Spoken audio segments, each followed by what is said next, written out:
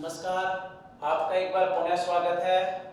तो हम बात कर रहे हैं डिफेंस के लिए मैथमेटिक्स सब्जेक्ट में और मैथ के सब्जेक्ट में हम देख रहे थे चैप्टर सेट्स के बारे में, सेट्स, रिलेशन और फंक्शंस। तो इसके इस चैप्टर में हमने कुछ पार्ट्स से डिस्कस किए थे, जिसमें सबसे पहले बात आई थी कि सेट्स क्या होते हैं, सब पढ़ लिया हमने ना। और लास्ट टॉपिक जो हमने डिस्कस किया था वो था कार्तीय गुणन। क्या पढ़ा था हमने? कार्तीय गुणन पढ़ा था। तो कार्तीय गुणन की जब बात की थी तो उसकी प्रॉपर्टीज जब हमने लिखी थी तो प्रॉपर्टीज क्या क्या थी तो उसकी हमने बात की थी। पहले तो कार्तीय गुणन क्या होता है वो हमने पढ़ा था, a into b, और जिसके अवयव किस रूप में थे? क्रमित युग्म के रूप में, x y के रूप में, such that for every x belongs to a and y belongs to b। ये हमने कार्तीय गुणन पढ़ा था। फिर इसके कुछ गुणधर्म पढ़े थे और इसका एक लास्ट गुणधर्म हमने इस रूप में देखा था, a गुणा b dash union c dash का डैश। तो इसका जो प्रॉपर्टी थी वो कुछ इस प्रकार थी, ध्यान दीजिए। ये प्रॉपर्टी जब हमने देखी थी आया था a into b और यूनियन किस में चेंज हो जाता है? इंटरसेक्शन में, और फिर हो गया था a into c। ये प्रॉपर्टी याद रखने की आवश्यकता है, ठीक है। इसी प्रकार क्या पढ़ा था? a into b dash intersection c dash का डैश, और इसके लिए जो प्रॉपर्टी बनी थी वो क्या थी? a into b और इंटरसेक्शन किस में चेंज होता है? यूनियन में, और यहाँ आ जाता है a into c। Last class में शायद यहाँ पे डैश नहीं लिया गया था, मतलब इनका समुच्चय के लिए जो प्रॉपर्टी थी उसमें डैश नहीं लिया गया, तो डैश के लिए प्रॉपर्टी है, डायरेक्ट नहीं है। यहाँ में डैश लगाने की आवश्यकता है, ठीक है। और उसका जो मान आएगा वो कुछ इस रूप में आएगा, ठीक है। चलिए, कल हम फिर बात कर रहे थे क्वेश्चंस के बारे में कि क्वेश्चंस इसके किस प्रकार सोल्व किए जाएं। तो ध्यान दीजिए, कुछ क्वेश्चंस की मैं बात करूंगा यहाँ पे,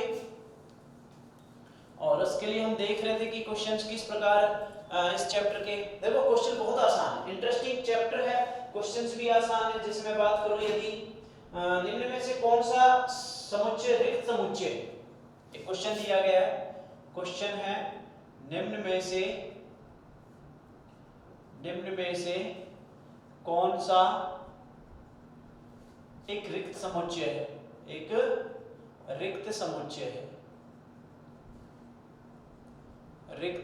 है। कल से कोशिश करते हैं, ये क्वेश्चन हमें लिखने की आवश्यकता नहीं होगी। कल से अगर प्रोजेक्टर के माध्यम से हम कोशिश करेंगे कि ये सभी क्वेश्चन आपको प्रोवाइड करा दिए जाएं बोर्ड पे, ताकि समय वेस्ट ना हो, ठीक है। तो हम बात करें निम्न में से कौन सा एक रिक्त समुच्चय, जिसमें ए ऑप्शन दिया गया है। ऑप्शन कुछ इस प्रकार है कि x सच दैट x एक वास्तविक संख्या है, x सच दैट x एक वास्तविक संख्या है, तथा x स्क्वायर माइनस 1 बराबर 0 है। ये पहला पार्ट है। दूसरा पार्ट दिया गया x सच दैट x एक वास्तविक संख्या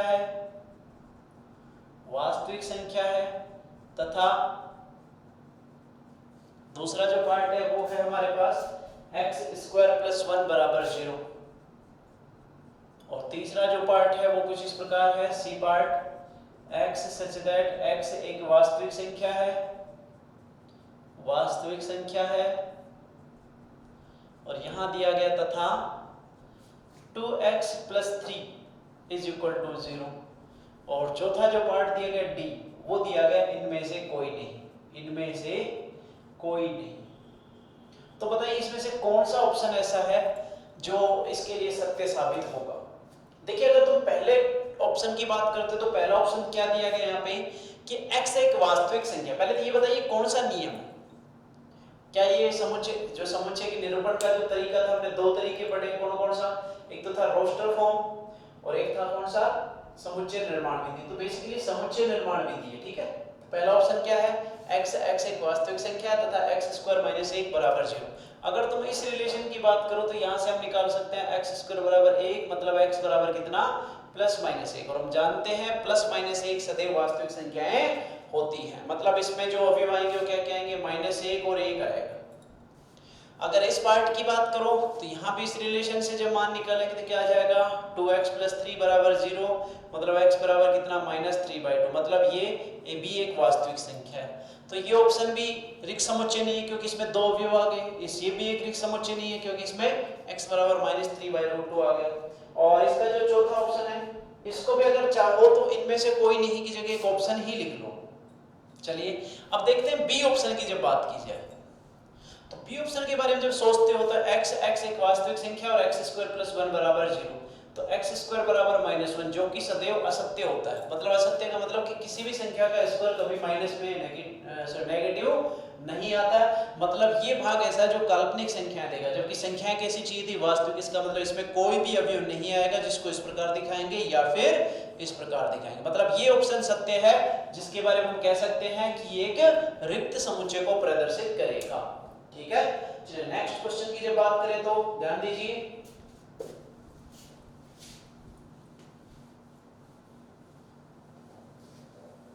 नेक्स्ट क्वेश्चन है हमारे पास कि समुच्चय ए जो दिया गया है, ये तो हमने पढ़ लिया था। यदि किसी समुच्चय ए में n अवयव है, दिया है। क्वेश्चन क्या है नेक्स्ट, समुच्चय में n अवयव है, समुच्चय में n अवयव है, तब a के कुल उपसमुच्चयों की संख्या क्या होगी? तब a के कुल उपसमुच्चयों की संख्या क्या होगी? उपसमुच्चयों की संख्या क्या होगी? और इसमें दिया गया है पहला ऑप्शन ए n होगी, बी ऑप्शन 2 की पावर n होगी, सी ऑप्शन यहाँ पे जो दिया गया है वो क्या दिया गया है n स्क्वायर दिया गया है, और डी ऑप्शन दिया गया है 2n। बताइए कौन सा होगा? मैंने तुम्हें बताया था, जैसे एग्जांपल भी समझाया था कि a बराबर लेके देख लो कि 1 और 2 है तो इसके उपसमुच्चय 5 होगा, 1 होगा, 2 होगा और 1 2 होगा। और इसके द्वारा हमने देखा कि टोटल 4 आ गए। तो 2 से 4 कैसे प्राप्त किया जाता है? 2 की पावर n के रूप में। फिर मैंने तुम्हें इसके दो भाग बताए थे कि उसके कुछ उचित उपसमुच्चय होते हैं, कुछ तुच्छ उपसमुच्चय होते हैं जिन्हें हमें याद रखने की आवश्यकता है। क्लियर है? चलिए बात करें तो इसमें बताइए कौन सा ऑप्शन सत्य होगा? इसमें एक ही ऑप्शन ऐसा है जो इसके लिए सत्य होगा, कौन सा? 2 की पावर n। अवयवों की संख्या की बात करें जब तो क्या होगा? n होगा। और यदि अवयवों के समुच्चय उपसमुच्चयों की बात करें तो क्या होगा? 2 की पावर n।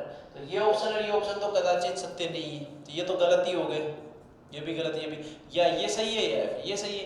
ये किसको बताता है? अवयवों की संख्या को। ये किसको बताता है? उसके उपसमुच्चयों की संख्या को। चलिए नेक्स्ट क्वेश्चन की बात करें तो अब ऐसा ही क्वेश्चन है जिसमें पूछ लिया गया है, यदि एक समुच्चय दिया जाए, समुच्चय है 1 2 3 और कह रहा है इसके उचित उपसमुच्चयों की संख्या क्या होगी? उचित उपसमुच्चयों की संख्या क्या होगी? उपसमुच्चयों की संख्या क्या होगी? तो देखिए ऑप्शन क्या क्या दिया गया, 1 दिया गया 3 है, बी ऑप्शन दिया गया 8 है, सी ऑप्शन दिया गया 6 है और डी ऑप्शन दिया गया 7 है। तो सबसे पहले तो तुम्हें सोचने की आवश्यकता है कि मैंने बताया था उपसमुच्चय, तो पहले तो ये बताइए कुल उपसमुच्चयों की संख्या कितनी होती है? फॉर्मूला कौन सा लागू होगा? 2 की पावर n। याद है? कुल उपसमुच्चयों की संख्या के लिए फॉर्मूला कौन सा है? 2 की पावर n। और 2 की पावर n है तो इसका मतलब n का मान कितना है? कितने अवयव है? 1 2 3, 3 अवयव है। इसका मतलब कुल अवयव कितने हो गए? 2 की पावर 3 मतलब कितना? 8।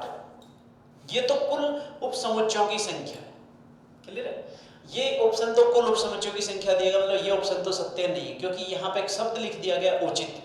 और मैं तुम्हें बताया भी था कि उपसमुच्चय दो प्रकार के होते हैं, एक उचित उपसमुच्चय और एक होता है तुच्छ उपसमुच्चय। तो यहाँ किसकी बात की है? उचित उपसमुच्चयों की। तो उचित उपसमुच्चय कौन कौन से होते हैं? जो जिसमें अवयव सदैव दिए गए समुच्चय से कम हो, बताया था ना। और फिर मैंने ये बताया था फाई जो है वो उपसमुच्चय तो सभी समुच्चय का होता है, लेकिन उस फाई को हम तुच्छ उपसमुच्चय समझते हैं जिसमें कोई भी अवयव नहीं तो किसी काम का नहीं। तो फाई हुआ या फिर स्वम 1 2 3 है, ये दोनों को छोड़ दो। तो बताइए उसकी संख्या कैसे ज्ञात करते हैं? वो होता है 2 की पावर n माइनस 2। दो कौन से घटा दिए गए? एक तो फाई और एक स्वम जो दिया गया हो, ये तुम्हें याद रखनी है। दोनों कौन से कहलाते हैं? तुच्छ कहलाते हैं। तो 2 कम कर देना है तो कितना हो गया? 2 की पावर 3 मतलब 8, 8 माइनस 2 कितना हो गया? 6। मतलब इसमें जो आंसर है वो क्या है? सी आंसर है इसका। ठीक है, अगला क्वेश्चन, समुच्चय दिया गया है, ध्यान दीजिए 3 समुच्चय दिए गए हैं और उसके लिए बात की गई है 1 2 3 3 4।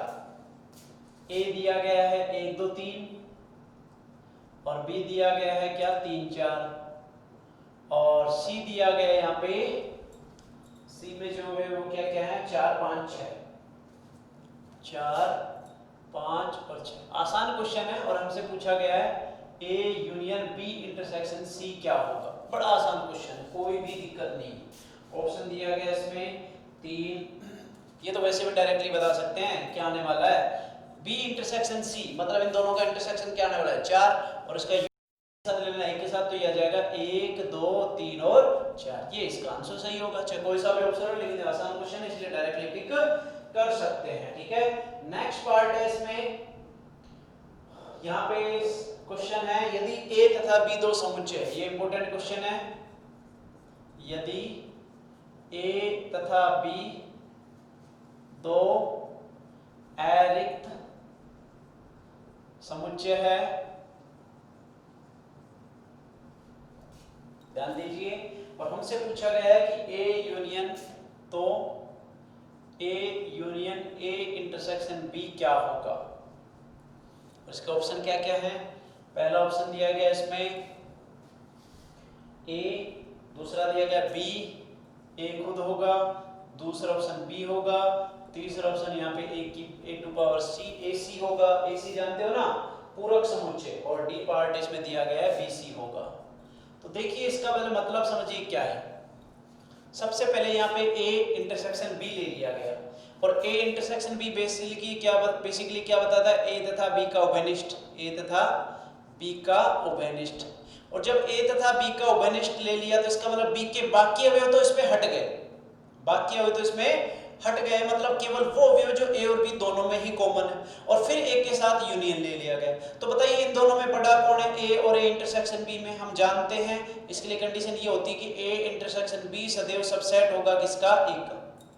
और जब एक के साथ इसका यूनियन ले लिया जाए ए इंटरसेक्शन बी का, तो याद रखिए सदैव किसके बराबर आ जाएगा, ये एक के बराबर, क्योंकि जो बड़ा होता है यूनियन में तो क्या होता है, जो बड़ा होता है वो आ जाता है, इंटरसेक्शन में जो छोटा है वो आता है, लेकिन यूनियन में हमेशा जो बड़ा होता है वो आता है। तो बड़ा कौन था इसमें, ए था, तो ए आ जाएगा। इसका मतलब इसका राइट आंसर कौन सा है, ए आंसर है। क्यों, कि बी क्यों नहीं हो सकता, क्योंकि बी हमने देखा कि बी के केवल वो अवयव है जो एक के साथ उभयनिष्ठ थे, बाकी अवयव तो वैसे भी हट गए, और फिर यूनियन किसके साथ लिया गया, ए के साथ। अगर यहाँ बी के साथ यूनियन लेते तो बी आता है इसमें, ठीक है। तो इसका राइट आंसर कौन सा होगा, ए इसका राइट आंसर होगा, ठीक है।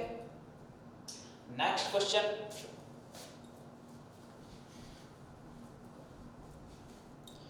नेक्स्ट क्वेश्चन क्या है देखिए, ध्यान दीजिए। क्वेश्चन लिखा है यदि ए और बी दो समुच्चय है, यदि ए और बी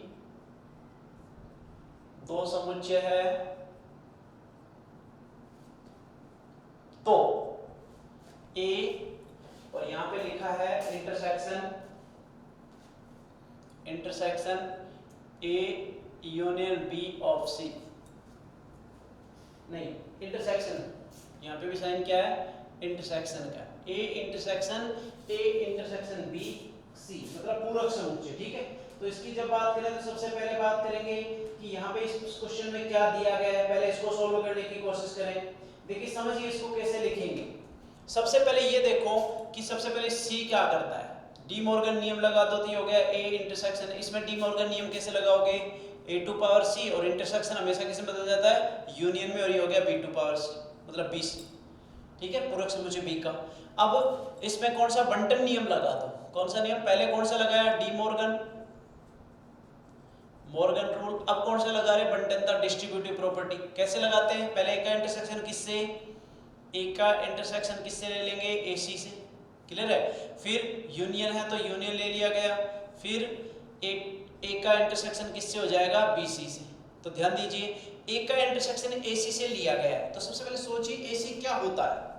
ए सी के बारे में हम जानते हैं कि ये ए का पूरक समुच्चय है, और पूरक समुच्चय सदैव कैसे प्राप्त किया जाता है कि एक ऐसा समुच्चय जिसमें एक के अवयव नहीं हो, मतलब कहने का कि ये समुच्चय परस्पर संयुक्त होते हैं। जो अवयव इसमें होंगे वो निश्चित ही इसमें नहीं होंगे, जो इसमें है वो निश्चित ही इसमें नहीं होंगे, मतलब इसका मान तो फाई है। और फाई का यूनियन किसके साथ ले लिया गया है, ए इंटरसेक्शन बीसी। तो बताइए इसका आंसर क्या आने वाला है, ए इंटरसेक्शन बीसी। और इसमें ऑप्शन क्या क्या दिए गए वो भी देख लो। पहला ऑप्शन दिया गया था इसमें ए ऑप्शन है, पहला ए था, दूसरा ऑप्शन इसमें बी था, तीसरा ऑप्शन इसमें फाई था, और चौथा ऑप्शन इसमें क्या था, ए इंटरसेक्शन बीसी था। तो इस प्रकार आंसर कौन सा सही हुआ, ए इंटरसेक्शन बीसी इसका आंसर सही हुआ। तो ये जो क्वेश्चन है तुम देख पा रहे हो कि सारे के सारे जो बेसिक कुछ गुणधर्म है उन्हीं पर आधारित है। हालांकि चैप्टर थोड़ा सा लेंथी चैप्टर माना जाता है, लेकिन इसके क्वेश्चन बड़े आसान है। अगर तुम्हें इसके पार्ट अगर आसानी से याद है तो कोई दिक्कत नहीं आनी है। बस तुम ये याद रखो कि किस प्रकार हमें सोल्व करना है, इसकी प्रॉपर्टीज है उनको याद रखते रहो, फिर कोई दिक्कत नहीं आनी है। ठीक है, नेक्स्ट क्वेश्चन क्या होगा, ध्यान दीजिए। नेक्स्ट क्वेश्चन की हम बात करें तो लिखा है, एक क्वेश्चन है, ये थोड़ा इंपॉर्टेंट क्वेश्चन है, अच्छा क्वेश्चन है, देखने की भी आवश्यकता है। क्वेश्चन क्या है समझिए। क्वेश्चन लिखा है यहाँ पे,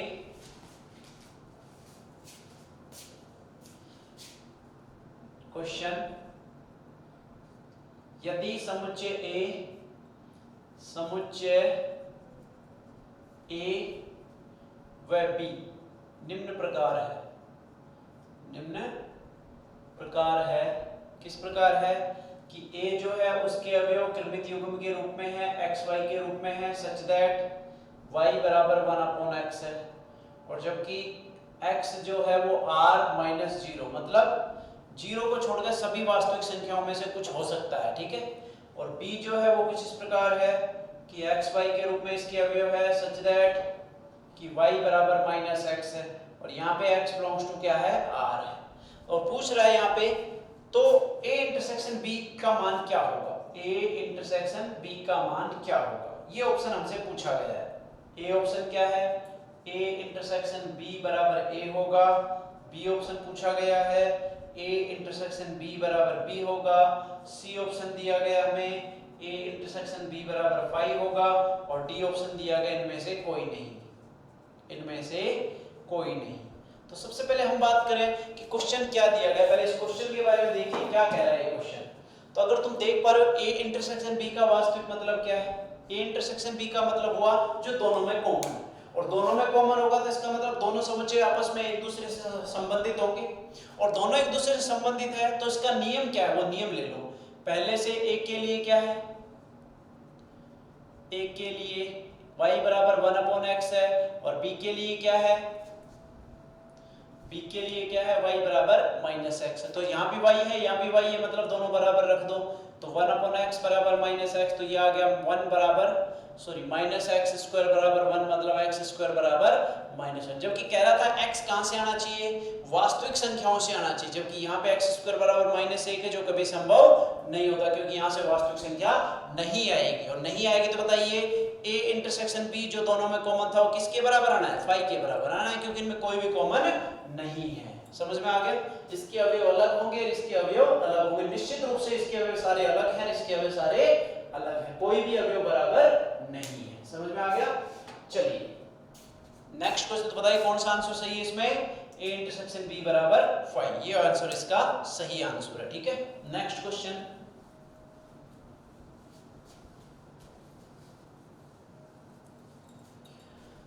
नेक्स्ट क्वेश्चन इसमें दिया गया है, ये क्वेश्चन भी इंपॉर्टेंट क्वेश्चन है, याद रखने की आवश्यकता है। क्या है क्वेश्चन, ध्यान दीजिए। यदि x बराबर दिया गया है 4 टू पावर n -3n - 1, और जबकि n बिलोंग्स टू n दिया गया है, क्लियर है, और y जो दिया गया वो भी कुछ इस रूप में दिया गया 9 × n - 1, जबकि n बिलोंग्स टू n है, और हमसे पूछा गया है कि बताइए x यूनियन y किसके बराबर होगा।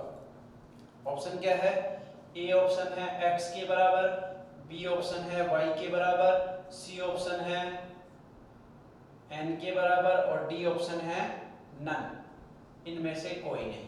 तो देखिए ऑप्शन में सबसे पहले सवाल के बारे में सोचिए कि सवाल क्या कह रहा है। सवाल यहाँ कह रहा है कि सबसे पहले x के बारे में सोचो। अब देखिए इसको सबसे पहले रोस्टर रूप में बदलने की कोशिश करो, एक दो अवयव लिख दो तुम्हें पता चल जाएगा। n का मान बिलोंग्स टू n से होगा, प्राकृत संख्या से होगा, और प्राकृत संख्या सबसे कम क्या होगी, एक रखो। 4 की पावर 1 मतलब 4 माइनस 3 माइनस 1 मतलब 0। पहला अवयव क्या आ गया, 0 आ गया x में। दूसरा अवयव n बराबर 2 ले लिया, 2 ले लिया, 4 की पावर 2 कितना 16, 16 माइनस 6 10, 10 माइनस 1 9, 9 आ गया। क्लियर है। n बराबर 3 ले लो, 4 की पावर 3 कितना होता है 64, माइनस 3 दिया 9 और माइनस 1 10, तो 54 आ गया। ठीक है, अगला क्या आएगा, n का मान 4 ले लो, 4 की पावर 4 कितना होता है 4 की पावर 2 16, 16 16 256, 256 माइनस कितना हो गया 4, 4 दिया 12 माइनस 1 13, 13 घटा दीजिए तो हो गया 233, सॉरी 243, कितना हो गया 243, 9 दूनी 18 6 9 67, ठीक है 243। इस प्रकार इसके अवयव आ रहे हैं x के। अब y के अवयव की बात करूं, n बराबर 1 ले लिए तो कितना आ गया 1 माइनस 1 0 तो 0, n बराबर 2 ले लिया तो 2 माइनस 1 9, n बराबर 3 ले लिया 3 माइनस 1 2 18, 4 ले लिया तो 4 माइनस 1 3 9 दिया 27, 5 ले लिया तो 5 माइनस 1 4 9 चौक 36, 6 ले लिया तो 6 माइनस 1 45 और 54। इस प्रकार सारे आएंगे जिसमें बीच में 243 भी आएगा। ये अब देखिए यहाँ पे यूनियन लेना है, तो पहले यूनियन के बारे में सोचो, इनमें से बड़ा कौन है। ओबेनिस्ट होता है जब तो ओबेनिस्ट कौन आ जाता, इसके अनुसार अभी आते वापस x ही इसका ओबेनिस्ट आ जाता। अगर इसमें पूछता x इंटरसेक्शन y तो देख पा रहे हो 0 आता, 9 आता, फिर क्या आ जाता 54 आ जाता, फिर 243 इस प्रकार आ जाता, तो ये वापस किसके बराबर है x के बराबर। लेकिन यहाँ पे तुमसे क्या पूछा गया है कि x यूनियन y क्या होगा, क्या पूछा गया है x यूनियन y क्या होगा। तो यूनियन लोगे तो यूनियन में हम जानते हैं जो बड़ा होता है वो आता है, और बड़ा कौन है y है, तो इसका आंसर सही क्या होगा y होगा, मतलब इसका बी आंसर सही है। अगर इंटरसेक्शन होता तो कौन सा होता, ए ऑप्शन इसका सही ऑप्शन होता। ठीक है, चलिए नेक्स्ट देखिए क्वेश्चन।